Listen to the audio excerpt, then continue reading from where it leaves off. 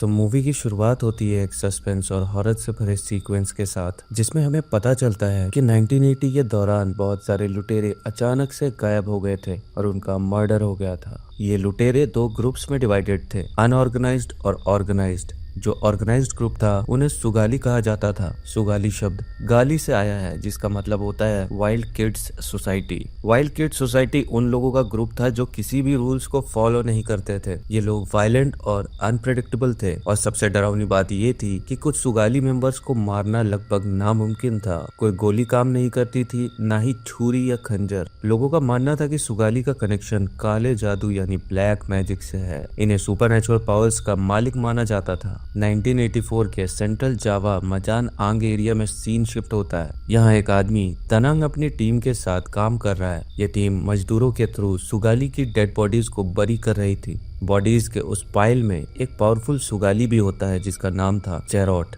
Da Nang अपनी car से उतरता है, सीधा जेरोट के पास जाता है और उससे बोलता है, तुम इंसान नहीं हो। और यहीं पे हमें पता चलता है कि जेरोट एक नॉर्मल इंसान नहीं है, बल्कि एक ऐसा शख्स है जो सुपर नेचुरल पावर्स और काले जादू का मास्टर है। अब जेरोट अपने मरने से पहले एक भयानक श्राप देकर जाता है। वो कहता है, जब तक मेरा खून इस धरती को लगेगा, ये जगह मौत और तबाही से भरी रहेगी। दनांग के पास जेरोट की काले जादू की किताब होती है, जिसमें सारे रिचुअल्स लिखे हुए होते हैं। उस किताब में एक इम्पोर्टेंट बात लिखी होती है, सिर्फ जेरोट का अपना खून ही उसे मार सकता है। तभी गुस्से में आकर दनांग एक शार्प कटर से जेरोट का सर काट देता है। वो किताब अंदर से और भी ज्यादा डेंजरस चीजें रिवील करती है, जैसे काले जादू के पावरफुल रिचुअल्स। फिर एक मोन्टाज शुरू होता है जिसमें हमें कुछ न्यूज़पेपर्स के हेडलाइंस दिखते हैं। ये साबित होता है कि सुगाली का कनेक्शन सिर्फ वायलेंस तक सीमित नहीं था, बल्कि काले जादू के साथ भी था। हेडलाइंस लिखी होती है कि सुगाली का खून बिना किसी वजह के किया गया था। और फिर एक और नाम सामने आता है, क्रोमोलिन बेरस और पॉल बेरस।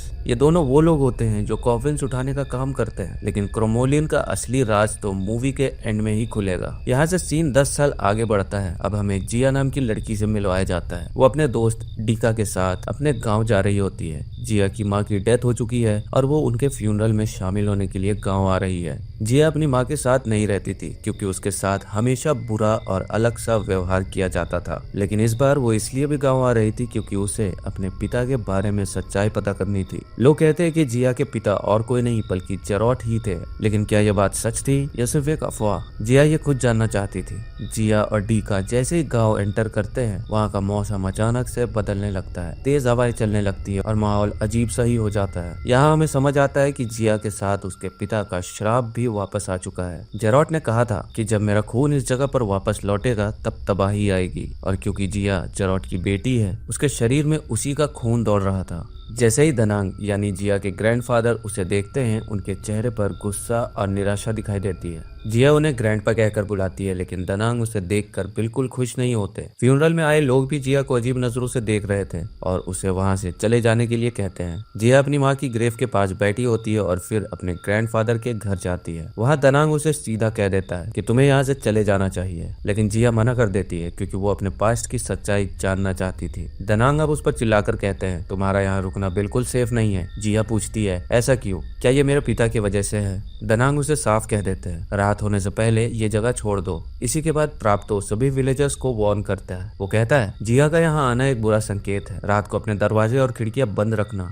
अगर कोई दस्तक दे तो दरवाजा बिल्कुल मत खोलना, और अगर गलती से किसी ने दरवाजा खोल दिया या अपनी आंखों से कुछ देख लिया तो समझ जाना कि उसकी मौत तय है। यहाँ प्राप्तो किसकी बात कर रहा था, ये सस्पेंस अभी रिवील नहीं होता। दूसरी तरफ जिया अपनी माँ के सामान को देख रही होती है जब अचानक एक बॉल ऊपर से नीचे गिरती है। वो बॉल देखकर जिया ऊपर जाती है, जहाँ उसे एक आयरन का बॉक्स नजर आता है जिस पर ताला लगा होता है। तभी दनांग वहां आकर कहता है, सामान पैक कर लो, मैं तुम्हें टाउन तक छोड़ाता हूँ। लेकिन ये सब जिया के लिए सिर्फ शुरुआत थी, क्योंकि जो आगे होने वाला था वो और ज्यादा डरावना और हैरत अंगेज था। इसी बीच डीका जिया से कहता है, तुम्हारे ग्रैंडफादर तुम्हें यहाँ से निकालने की कोशिश कर रहे हैं, शायद विलेजर्स के लिए। फिर वो बोलता है, लेकिन असली वजह तुम्हारे पिता है। तुम्हारे पिता ने काफी सारा कर्जा लिया था और फिर ये जगह छोड़कर चले गए। जिया सोच में पड़ जाती है और कहती है, मुझे नहीं लगता कि मेरे पिता ऐसे थे। वो मुझे बहुत प्यार करते थे और कभी भाग नहीं सकते। इसके पीछे जरूर कोई और वजह है और ये मुझे पता करना है। जिया डीका को और भी चीजें बताती है। वो कहती है, मेरे नाना जी यानी दनांग कभी मुझे इस गांव में आने नहीं देते थे।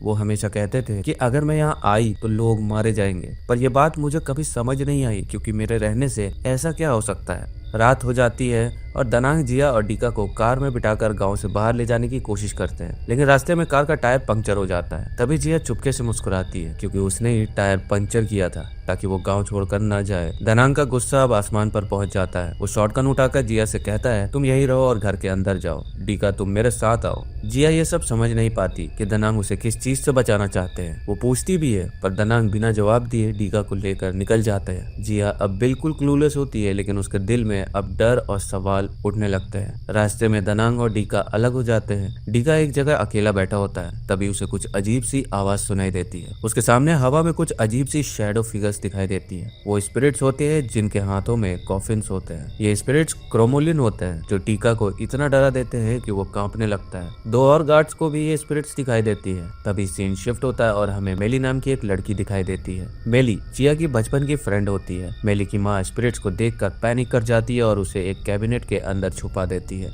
लेकिन वो स्पिरिट्स वहां तक पहुंच जाती है। मेली की माँ को हवा में उठाकर मार दिया जाता है। इनफैक्ट वो दो गार्ड्स भी मर जाते हैं। डीका अब जो कार के पीछे छुपा होता है इतना डर गया होता है कि हिल तक नहीं पा रहा था। तभी वहाँ जिया आ जाती है। उसे देखकर डीका घबराते हुए कहता है, हमें तुरंत यहाँ से भागना होगा, वो स्पिरिट्स यहाँ है और हमें मार डालेंगी। जिया घबराकर डीका से पूछती है, क्या तुम्हारा भी मेरे नाना जी यानी दनांग ने ब्रेन वॉश कर दिया है जो तुम स्पिरिट्स की बात कर रहे हो? तभी एक अदृश्य शक्ति डीका को हवा में उठा लेती है। डीका चीख रहा होता है और जिया शौक में सिर्फ देख रही होती है। तभी दनांग वहाँ जाता है। उसके हाथ में एक मिरर होता है। ये स्पिरिट्स असल में मिरर वर्ल्ड की दुनिया में रहती है। दनांग मिरर के अंदर देखता है और उसे दिखता है कि एक क्रोमोलिन ने डीका को पकड़ा हुआ है। दनांग शॉटगन से गोली चलाता है जो सीधा उस क्रोमोलिन को लगती है। गोली में असल में नमक मिला होता है जो स्पिरिट्स को दूर रख सकता है। रिचुअल्स करने से पहले भी नमक का इस्तेमाल किया जाता है। डीका नीचे गिर जाता है और दनांग और जिया उसे लेकर वहां से भाग जाते हैं। जिया का गुस्सा अब फूट पड़ता है। वो चीख कर दनांग से पूछती है, ये सब हो क्या रहा है, मुझे सच बताओ।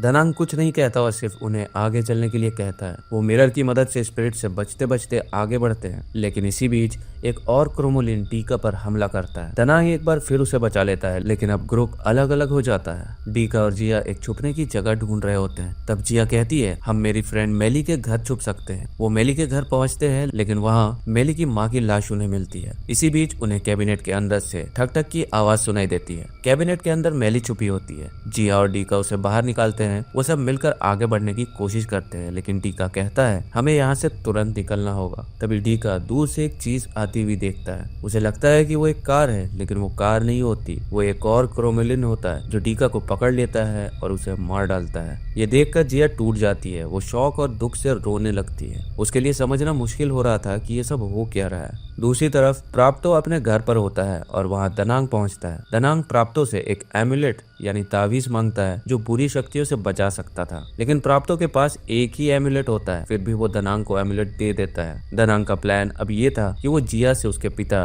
जेरोट को खुद मारने के लिए कहेगा। श्राप के मुताबिक सिर्फ उसका अपना खून ही उसे हमेशा के लिए खत्म कर सकता था और यानी इस कर्स्ड गांव को तबाही से बचा सकता था। दनांग जिया के साथ अपना प्लान शेयर नहीं करता। वो अपने साथ सॉल्टेड बुलेट्स और एमुलेट लेकर निकल पड़ता है। इसी बीच हम देखते हैं कि यान्तो जो एक समय दनांग के साथ था जिया को किडनैप कर लेता है। यान्तो वही आदमी था जिसने दनांग के साथ मिलकर सुगालिस और जेरोट को मारने की कोशिश की थी। यान्तो जिया से कहता है कि वो उसका इंतजार कर रहा था। उसकी नजर जिया के गले के एमुलेट पर पड़ती है जो शायद उसके नाना दनांग ने दिया होगा ताकि वो बुरी शक्तियों से बच सके। जिया गुस्से और डर के मिक्स इमोशन के साथ पूछती है, ये एमुलेट मुझे किस चीज से बचा रहा है? तब यान्तो उसे बताता है कि उसके पिता जेरोट ने मरने से पहले इस गाँव को एक श्राप दिया था। उस श्राप के मुताबिक जब तक मेरा खून इस धरती पर है तब तक ये जगह मौत और तबाही से भरी रहेगी। यान्तो जिया को पूरी सच्चाई बताता है। तुम्हारे नाना ने तुम्हारे पिता का गला काट कर उन्हें मार दिया था, लेकिन जेरोट जो काले जादू का मास्टर था अपने मरते वक्त गांव को शापित कर गया। अब जब तुम यहाँ आई हो तुम्हारे पिता का खून वापस इस धरती पर लौटी है और उसी के साथ सुगालिस जो पहले कब्रों में दफना दिए गए थे अब जिंदा हो गए हैं। यही सुगालिस अब क्रोमोलिन बन चुके हैं। यान्तो बताता है कि ये क्रोमोलिन वही मर चुके सुगालिस है जिन्हें किसी भी वजह से शांति नहीं मिली थी और उन्हें देखने का मतलब है मौत। तुम्हारे आने से ही ये कर्स एक्टिवेट हुआ है जिया, यान्तो बोलता है। जिया को ये समझ आ जाता है कि जब उसने गांव में अपना पहला कदम रखा था तभी से पूरा मौसम बदलने लगा था। कर्ज सच में जाग चुका था। दूसरी तरफ हम प्राप्तो के घर का सीन देखते हैं जहाँ उसकी पत्नी परेशान होती है। वो कहती है हमारे पास सिर्फ एक एमुलेट था और वो भी तुमने दनांग को दे दिया, अब हमें कौन बचाएगा। उसकी बात खत्म भी नहीं होती कि उनके दरवाजे पर दस्तक होती है। प्राप्तो की पत्नी कुछ समझ पाए इससे पहले ही वो दरवाजा खोल देती है। बाहर खड़े क्रोमोलिन उन्हें दिखते हैं और ये देखते ही वो पैनिक कर जाती है। प्राप्तो उन्हें बचाने की कोशिश करता है लेकिन वो कुछ नहीं कर पाता। क्रोमोलिन पहले प्राप्तो की पत्नी और फिर उसे भी खत्म कर देता है। दोनों ही बेहद बेरहमी से मारे जाते हैं और अब उनका एमुलेट भी गायब हो जाता है। यान्तो अब जिया को उसके पिता जेरॉड के बारे में सब कुछ बता देता है। जिया परेशान होकर पूछती है क्या मेरे डैड अभी भी जिंदा है। इस पर यान्तो कहता है जेरॉड को इजिली मारना पॉसिबल ही नहीं है, एटलीस्ट टिपिकल नॉर्मल तरीके से तो बिल्कुल भी नहीं। यान्तो समझाता है कि जिया के नाना यानी दनांग ने जेरॉड का गला काटकर उसका सर और उसका बदन अलग अलग दफना दिया था ताकि उसे रोका जा सके। सर एक जगह और बाकी शरीर अलग जगह दफना दिया गया था। लेकिन जेरॉड को परमानेंटली मारने का सिर्फ एक ही तरीका है और वो है जिया खुद। ये सिर्फ इसलिए क्योंकि जेरॉड के श्राप के मुताबिक सिर्फ उसका अपना खून ही उसे खत्म कर सकता है। जिया जो उसका खून है वो अपने पिता को मार सकती है। यान्तो बताता है कि इसके लिए जिया को अपने पिता के शरीर के टुकड़ों को एक जगह लाना होगा। उसके बाद उसका सर और उसका बदन जोड़कर एक शार्प ऑब्जेक्ट का यूज करना होगा, एक ऐसी चीज जो जिया के अपने खून से सनी हुई हो। सिर्फ तभी श्राप खत्म होगा और जेरॉड की मौत होगी। यान्तो कहता है कि दनांग का प्लान भी यही है। वो जिया के जरिए जेरॉड को हमेशा के लिए खत्म करवाना चाहता है। लेकिन यान्तो एक और शॉकिंग बात रिवील करता है, तुम्हारे नाना दनांग अच्छे इंसान नहीं है। वो बताता है कि दनांग ने ही सुगालिस को वायलेंस और टेरर मचाने के लिए एनकरेज किया था। उसने कभी विलेजर्स के बारे में नहीं सोचा। यान्तो कहता है तुम अब तक सिर्फ इसलिए जिंदा हो क्योंकि तुमने वो एमुलेट पहना हुआ है जो जेरॉड के दांत से बना है। दनांग ने ये एमुलेट सिर्फ तुम्हारे प्राप्तो और अपने लिए बनवाया था, बाकी सबको उसने उन स्पिरिट्स के सामने छोड़ दिया मरने के लिए। फिर यान्तो एक और शॉकिंग बात बताता है, मैंने खुद को आधा अंदर इसलिए बनाया ताकि क्रोमोलिन्स को देख ना पाऊं। जो उन्हें देखता है उसकी मौत तय होती है। जिया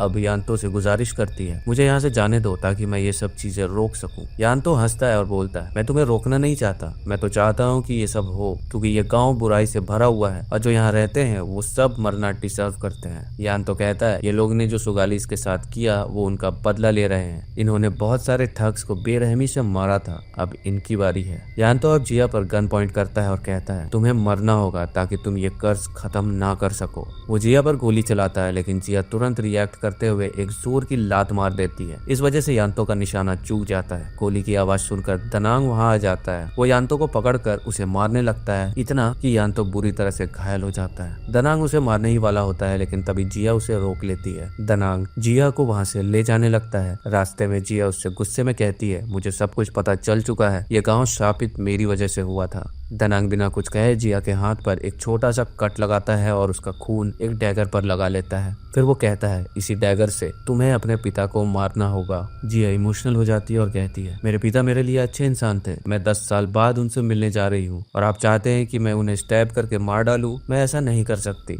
दनांग इस पर क्रोधित होकर कहता है अगर तुम इन्हें नहीं मारोगी तो मैं अपने हाथों से उन्हें मार दूंगा। मुझे सिर्फ तुम्हारे खून की जरूरत थी और वो मुझे मिल चुका है। दनांग जिया को लेकर घर की तरफ जाता है। वहाँ वो बताता है कि उसने जेरॉड की बॉडी को घर के बैकयार्ड में दफना दिया था। जिया के मन में अभी भी यही सवाल है और वो चिल्लाकर पूछती है तुमने उन ठग्स को क्यों मरवाया जब तुमने ही उन्हें टेरर मचाने की छूट दी थी। दनांग एक लंबा सांस लेता है और कहता है मेरे पास एक रीजन था, मैंने ये सब विलेजर्स को बचाने के लिए किया। तुम्हारे आने के बाद ये सब कर्स फिर से एक्टिवेट हो गया। इसी वजह से मैंने तुम्हें बहुत साल पहले टाउन भेज दिया था ताकि सब कुछ ठीक रहे, लेकिन तुम यहाँ वापस आ गई और सब कुछ बिगड़ गया। दनांग फिर कहता है ये सब कर्ज तुम्हारी वजह से वापस आया है, तुम इस कर्ज का हिस्सा हो जिया। ये सब सुनकर जिया का दिमाग खराब हो जाता है। गुस्से और गिल्ट में वो अपना एमुलेट उतारने लगती है। उसके दिमाग में यान्तो की बातें घूम रही होती है, ये गांव और यहाँ के लोग मरने के लिए डिजर्व करते हैं, यान्तो ने कहा था। जिया कहती है विलेजर्स को सब कुछ पता था लेकिन उन्होंने थग्स को बचाने के लिए कुछ नहीं किया। हाँ वो थग्स थे